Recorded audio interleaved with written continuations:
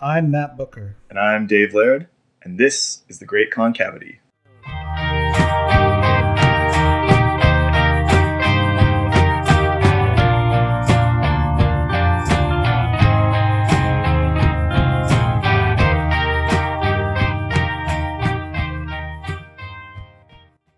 Well, welcome everybody to the first episode of the Great Concavity. So we're talking about conversations around David Foster Wallace, that is his literature, biography stuff, interesting news, and things like that. So the plan, hopefully, is to have some kind of bi-weekly or monthly podcast with news, current events, topics, and interviews with all kinds of fascinating people, like academics, writers, artists, musicians, filmmakers. Who else, Matt? That's a pretty good start. I mean, there is like a David Foster Wallace community, right? Like at least to me, there is like a group of people that consistently still talk about this stuff and post about it. And I think there'll be a lot of interest about Wallace in the near future because of this film. So maybe that will be a topic we will discuss.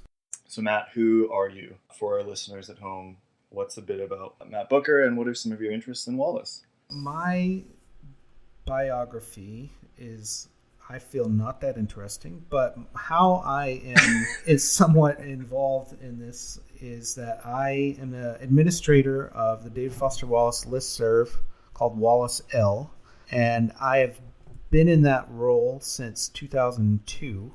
When I first discovered the David Foster Wallace listserv, there wasn't a lot out there online about Wallace. It was about 1999, 1998 that I discovered this email list, and I joined and I loved it. And the other thing that existed at the time was the Howling Fantods, Nick's site in Australia. So those two things have been around for a long time. The listserv is coming up on 20 years next year of existing. So it'll be 20 years of those email lists. And some of the same people have been on the list for 20 years. Like I say, I've been on it about 15, 16 years, something like that. So you didn't actually start it, but you... That's correct. I didn't actually start it. I wrote like a little history of it if you want to read more about this online. But it was started really by a spin-off group of the Pynchon list, Thomas Pynchon. And Pynchon just doesn't write that many books, right? So every few years there would be some other new novelist that comes along, gets compared to Pynchon, and they would talk about him on the email list. And when Wallace came out with Infinite Jest, there was so much chatter about Infinite Jest, they said, why don't you go and start your own list? And this is in 1996. Yeah. So that's sort of how that came about. But me, so just a little more about me, and then I want to get your kind of background in here, Dave, since I don't know if a lot of people know anything about either one of us.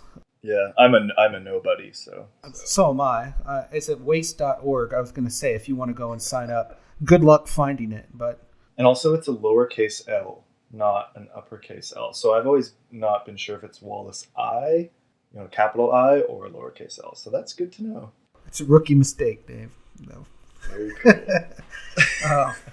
It's wallace-l. I did the same thing, and when I first joined, I think I tried to send it to like Wallace-1. I wasn't sure if it was an I.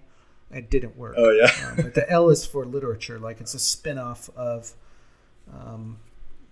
old news groups that would have literature categories. So, right.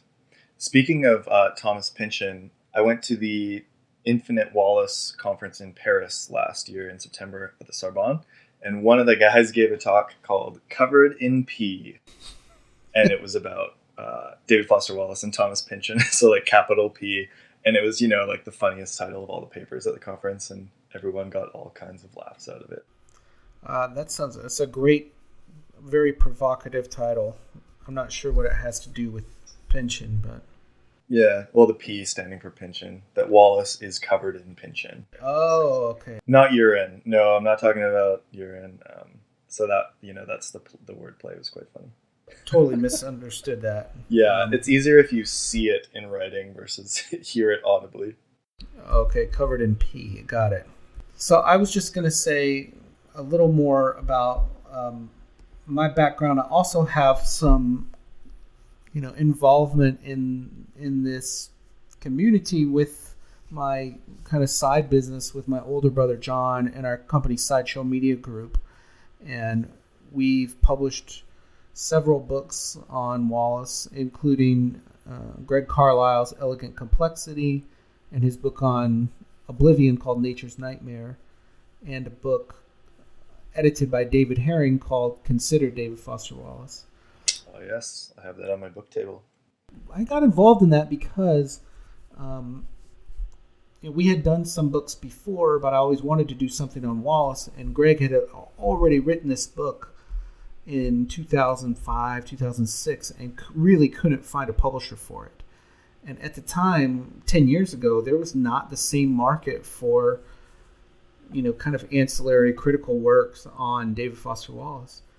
And Greg was ready to just give up and not publish it. And I said, whoa, we'll find a way to make this work because I think there'll be an audience for it.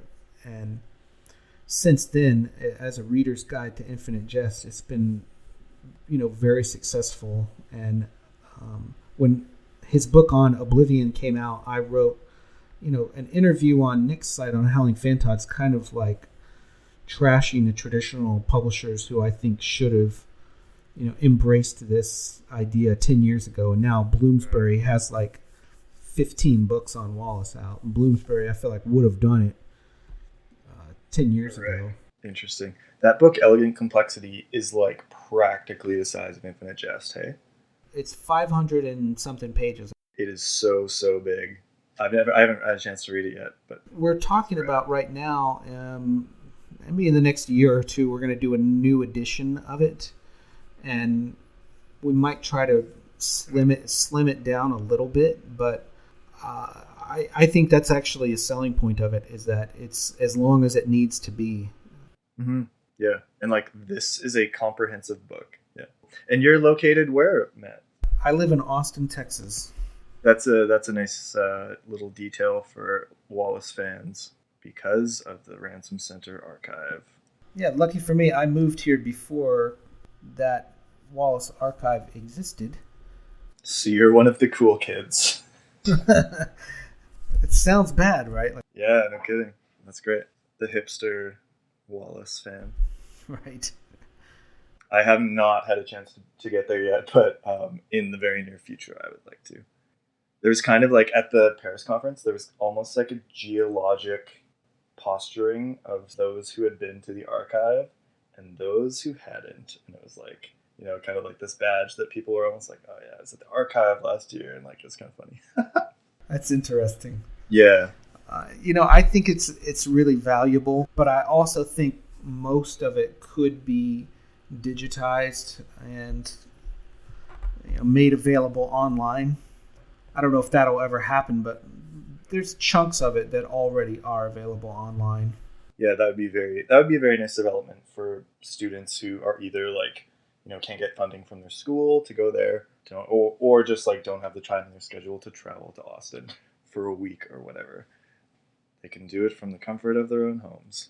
Yeah, what's become the real use of it is almost like a religious pilgrimage where the Ransom Center probably hates this, but there's people who, want to go in there and just handle his books and papers, and they can.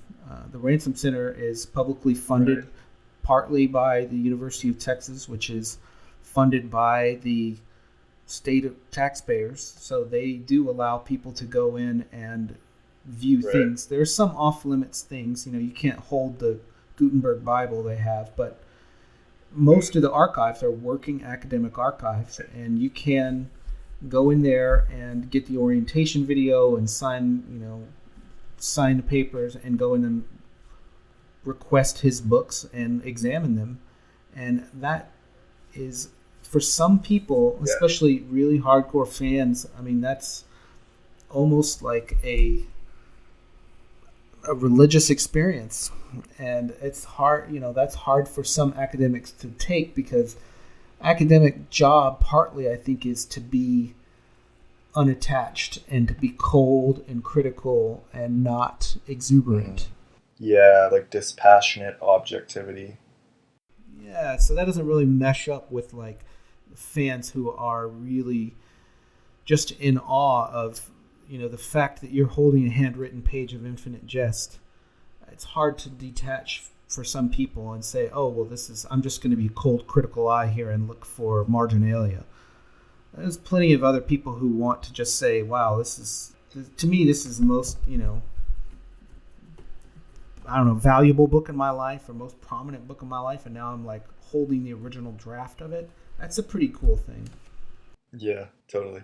And I get the sense too from Wallace scholars that, that I've met at conferences and stuff, that they're basically just like huge fans.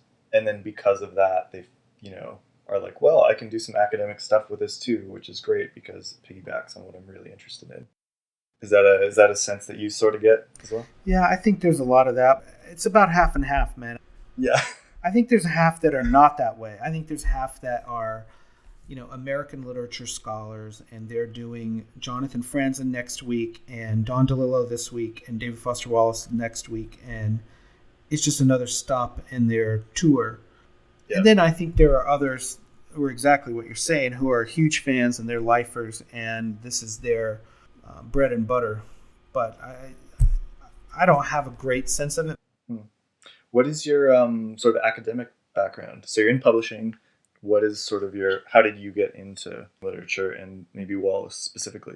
Well, I don't have much of an academic background. I went to the University of Denver for undergrad, and we did have a good creative writing program there, and we had a lot of good PhD students in creative writing. It's one of the few schools where you can get a PhD in creative writing. And so we had writers coming in there all the time, and there was one writer in particular who I think introduced me to Wallace, and it was my teacher, this woman named Beth Nugent.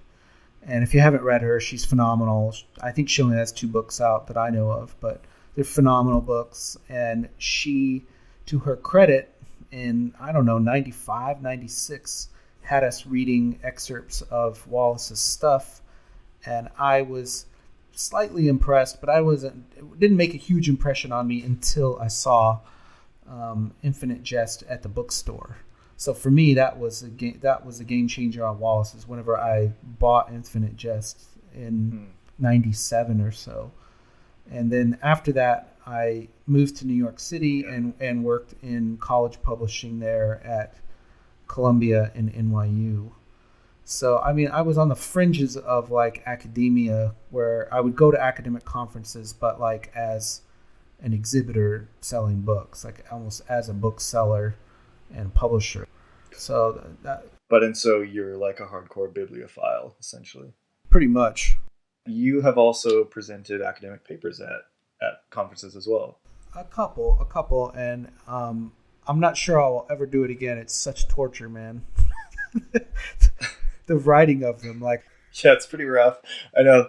I have total respect for people who do it, but it is really difficult to write an academic paper. It's really stressful to me.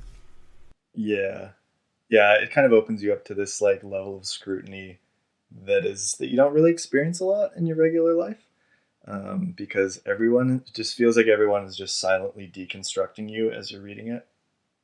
But in my experience, I've only actually presented one paper at a conference, and that was recently at the 2nd annual David Foster Wallace conference that we met at recently in May, and that was my first conference paper.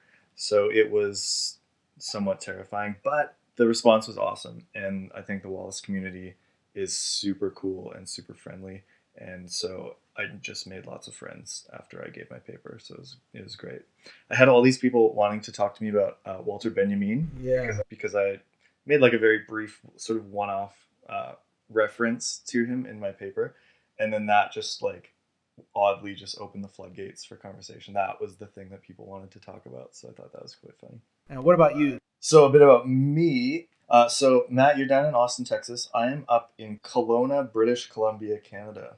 So most of you listeners probably have never heard of this place. So it's close to Vancouver. It's about 4 hours east of Vancouver. The Olympics were there in 2010. So like you probably heard of Vancouver by now, hopefully.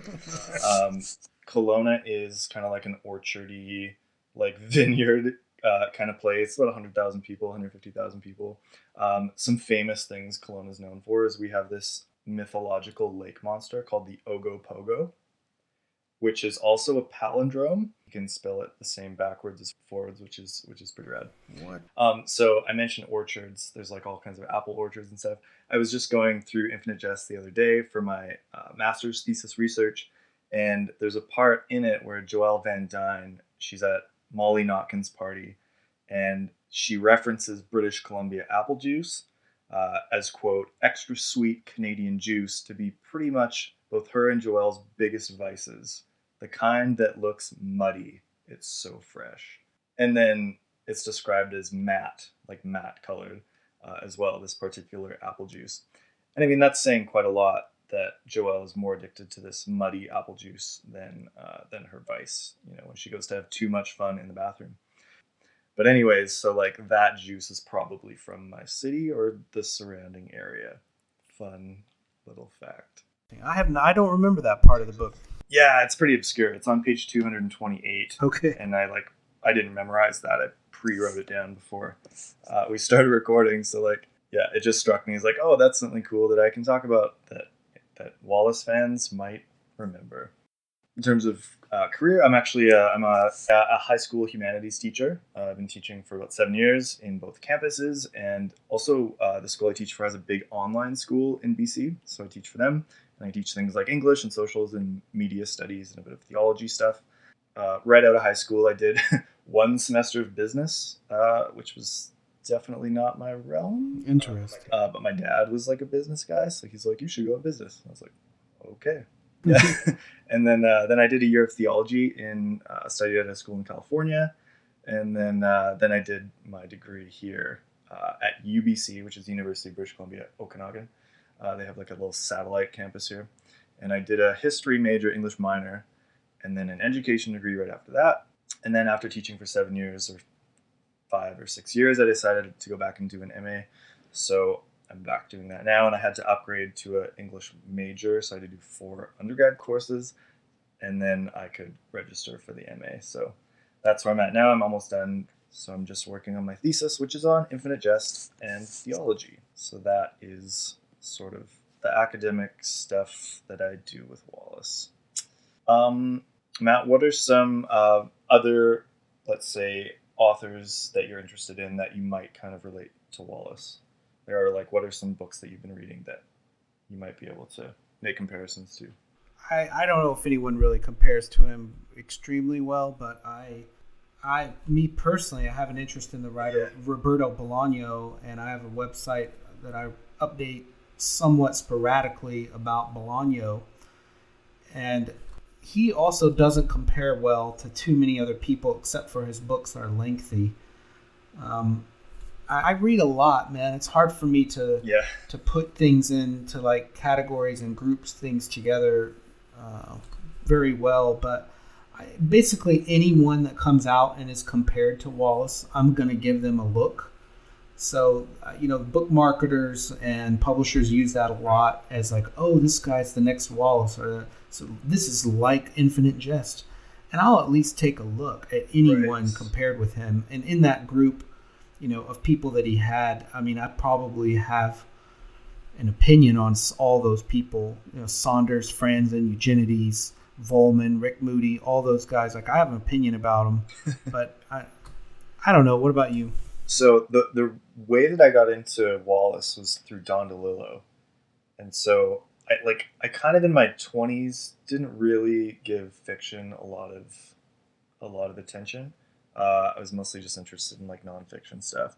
But then I read White Noise in a 3rd year American Lit class, and I was like, oh wow, I need to read more of the books that are like this.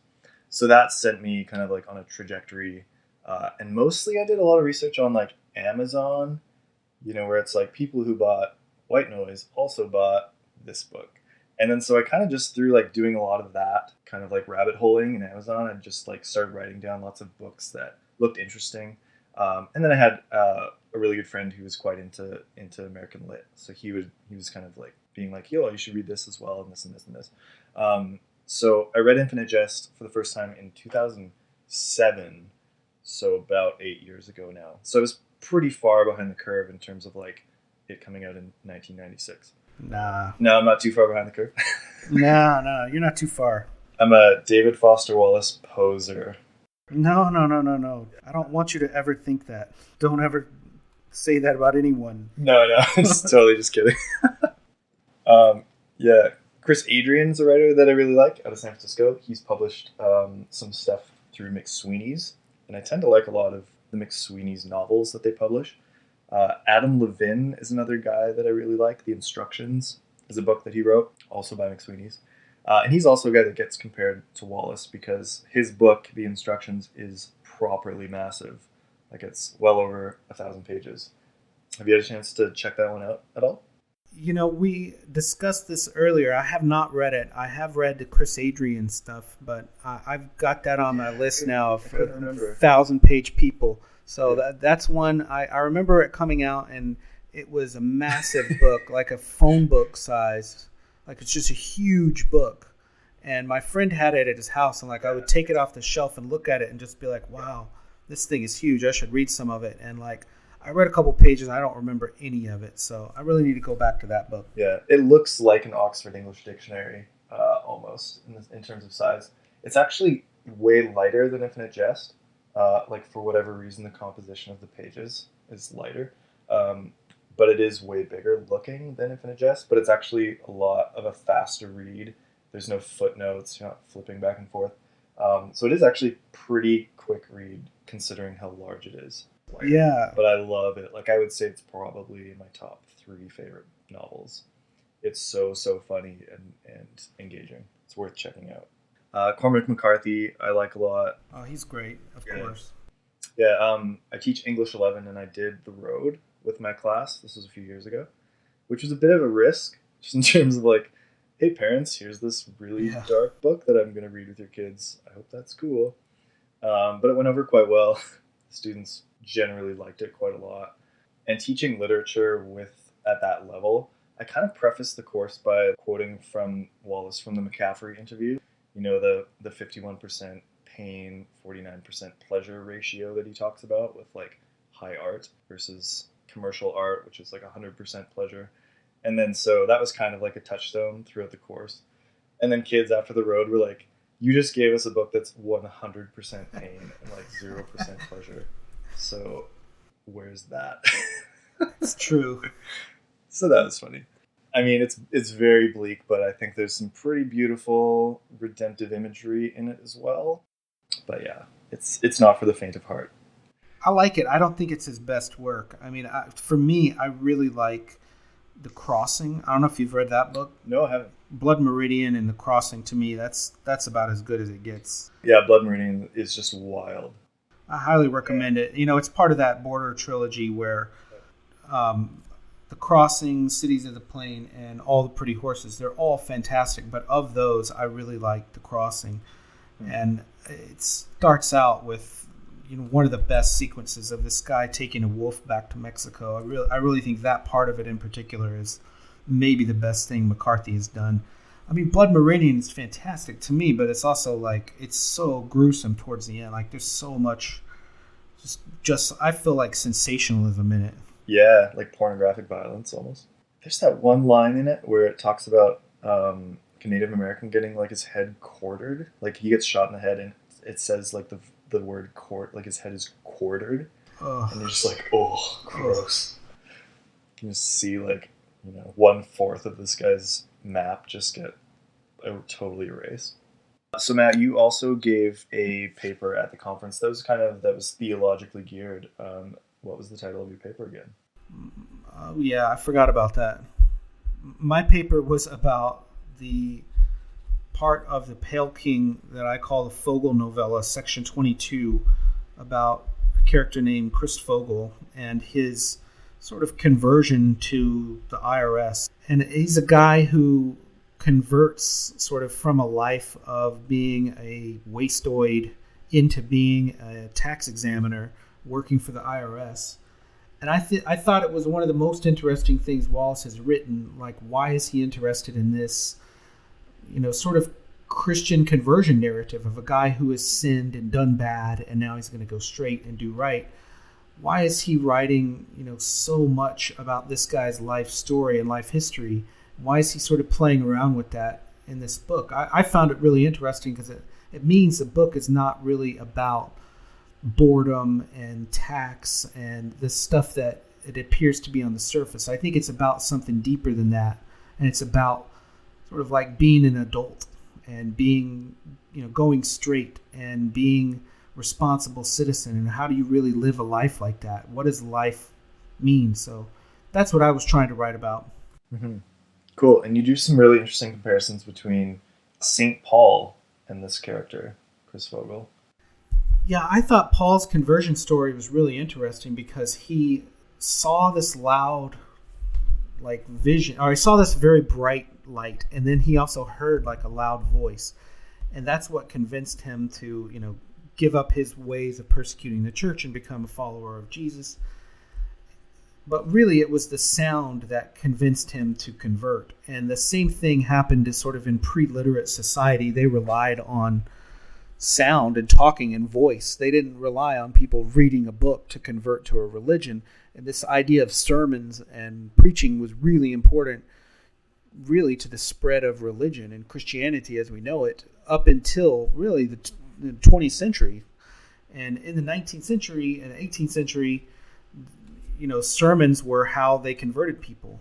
So I think it's important in the book, Fogel is giving a sort of a testimony, and what converts him is listening to someone else's sermon, actually from a Jesuit priest who is a substitute teacher at his college.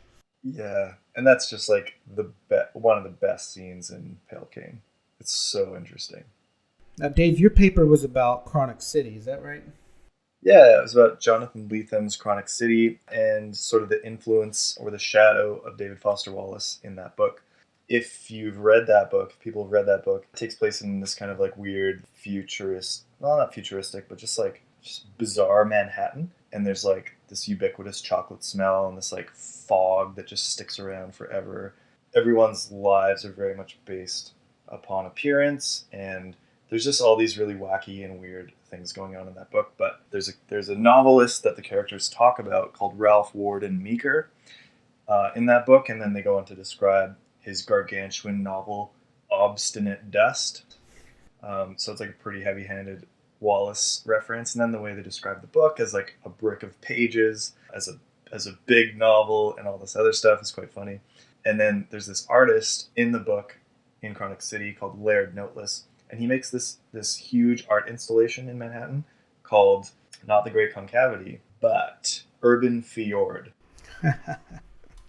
And so like the protagonist takes this book Obstinate Dust, and he goes and stands at the edge of this, like, essentially it's like a big garbage dump because people have like thrown their waste into it, so it's kind of like, it's signaling the Great Concavity kind of idea. And so he's sick of this book and how big it is, and like he's lugging it around everywhere. So he throws it into the Urban Fjord and like almost dislocates his shoulder in the process. And so it's like this really funny kind of meta thing of like the death of the author and like throwing this book into the concavity, and it's all very meta and all that kind of stuff. So my paper was just sort of unpacking that, but then also making the point that there are these kind of hopeful moments, particularly around this one architectural object of a church spire in Manhattan, and how the character is living this world of simulacrum. He kind of has these moments of authenticity all based around this object. And so I kind of am making the argument that like there's some kind of maybe possible alignment between Lethem's literary ethos and some of the stuff that we see in Wallace, in terms of like, Wallace calling for a generation of literary rebels who will like care about single entendre principles and stuff like that. So it's a bit like paratextual in some senses, but that was kind of the main gist of my paper at the conference. So Matt, you were there last year at the conference, the 2014, the first annual.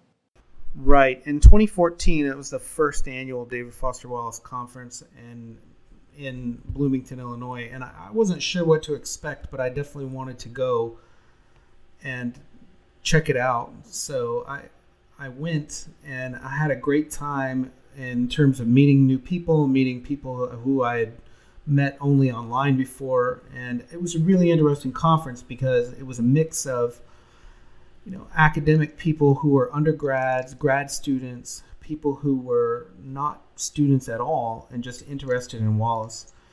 So I think that sort of dynamic is somewhat rare, that a lot of obscure, single author conferences don't attract a ton of public or even fans. There are some, like, it doesn't compare with something like William Faulkner, who has a huge conference every year, and there's tour buses full of people touring his childhood home and stuff. But that sort of canonization happened pretty quickly, and that Faulkner was not a huge hero immediately upon his death the way Wallace was. So yeah, it'll be interesting to see how Wallace turns out. There might well come a time where there are tours of his childhood home or statues of him. And that has happened, I will say, with John Updike. So John Updike Society actually purchased recently Updike's childhood home, and they are in the process of restoring it. And I assume there will be tours, and they do have an annual conference. So there is some precedent for this. I think it's rare just that Wallace has such like cultural cachet, and cultural awareness that people are way more interested in him. Like, it seems like Wallace still matters a lot more than John Updike or even Faulkner, maybe.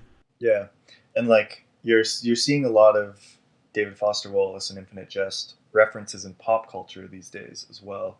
I think that probably speaks to kind of like the urgency or the relevancy of people really are caring a lot about David Foster Wallace at present.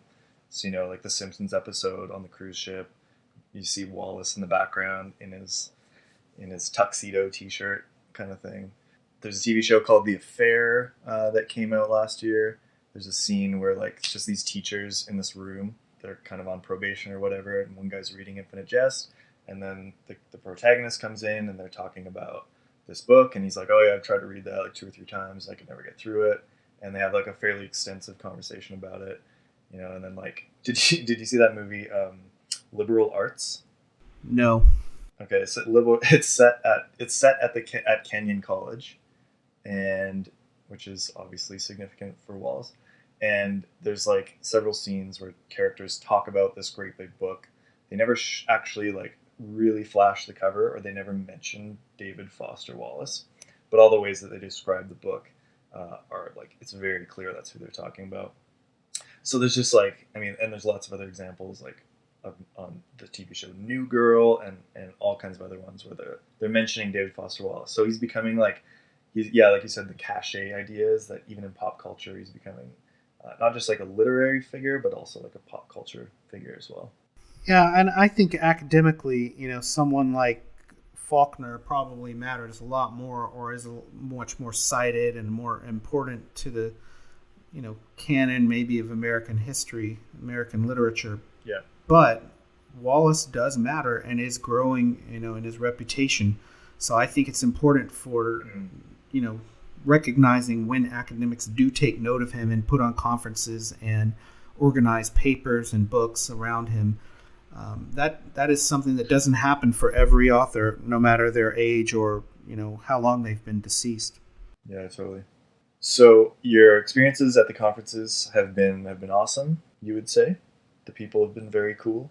Very cool, and I hope that the conference continues. Yeah. I really hope that ISU buys into the conference and sponsors it, for the long term. I don't know if that's true or not. It seems still a little early in the game, a little precarious after 2 years, that even though they have an international conference on their hands, the people coming from the UK and Australia to attend this conference, Canada, they still don't seem like they're fully invested in it.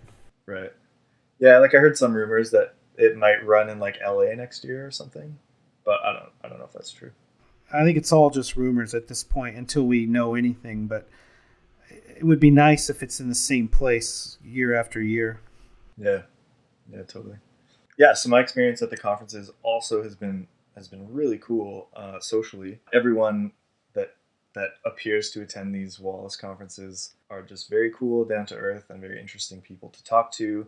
I don't really get the sense that it's like this really competitive academic exercise. Like most people seem to be there just because they're really interested and they just want to talk about Wallace. And I think that's quite cool. I described my experience at the conference in Paris last year to some of the other attendees on the last night over drinks as like, to me, it kind of felt like a high school reunion of a bunch of strangers. And like their collective perfect. memories, rather than being like stories from their senior year, were like the collective memories were like scenes from Infinite Jest. And we're all just like reminiscing together and laughing and like, oh yeah, this scene about Blood Sister, and this scene about the no coat tongue scraper ads and like all that stuff. And it's just like, it had a very collegial kind of feel where everyone was on the same team and like everyone just loves this writing so much, and it's been such a formative part of who they are in like a literary sense and probably also in a personal sense for a lot of people as well. So my experiences at those two conferences have been just very awesome. I was going to say one thing that's very different about the 2015 conference is the fact that we had the film there, and we really got a private screening in a great old historic theater of the end of the tour, and that added a lot, I think, to the conference. And we're about out of time on this show today, but I think that's something that we will discuss in depth later, because I'm really curious to get your opinion on the film and what you think about Jason Segel's portrayal.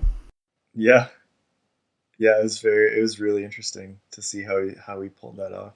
Well, that about wraps it up on my end. Cool. Is there anyone that you want to thank, Matt, for supporting you in the first episode of The Great Concavity? I want to thank Dave Laird. I want to thank my family, and no, I don't really have anyone. How about you, Dave? Cool. I want to thank my wife, Rachel. She actually came up with the idea for this podcast. We were on a road trip about a month ago, and she's like, are there any podcasts specifically dedicated to Wallace? And I said, no, there aren't. I like check iTunes all the time. There's, one-off episodes on like Slate and other things about him, but there's no like actual dedicated podcast. She's like, well, you should start it. I was like, no, that sounds terrifying. Who am I? And anyway, she's just been really encouraging about it. And then I pitched it to you, and you were like, yeah, cool, let's give it a shot. So thank you, Matt Booker, as well, for being willing to try this. I think that's cool. Thank you, Rachel. Also, I want to thank my friend Aaron Cassidy, who is a podcaster from Kelowna. He has a board game podcast called Boards Alive, and he's been very helpful with just telling me about technical things about how to do podcasting. So thanks, Aaron.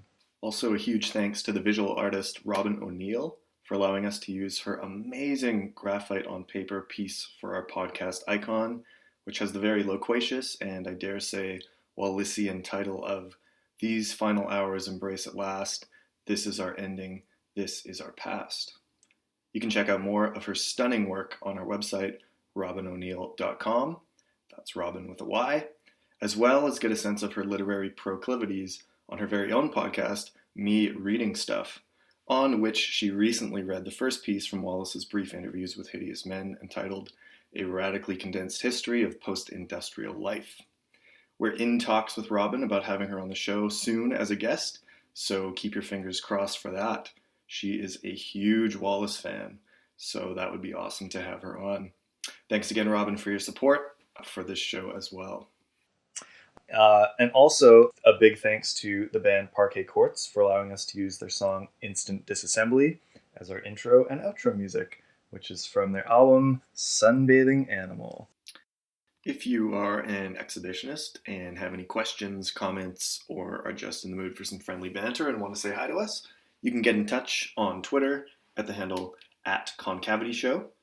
Or if you're a bit more agoraphobically inclined, you can send us an email at concavityshow@gmail.com. Finally, if you are a hardcore audio weenie, we apologize greatly for what has probably been a very horrendously recorded episode here. This is a totally DIY endeavor, which has meant me just watching Audacity tutorials on YouTube and trying to figure out how to do this stuff myself. So hopefully this will improve as the show progresses. So, any last thoughts, Matt? No. Okay, great. Well, thank you very much for listening to the first episode of The Great Concavity. And if you liked it, and if you feel like it, you can leave a review on iTunes. Thanks for listening. Mama Cedar, catch me now as I say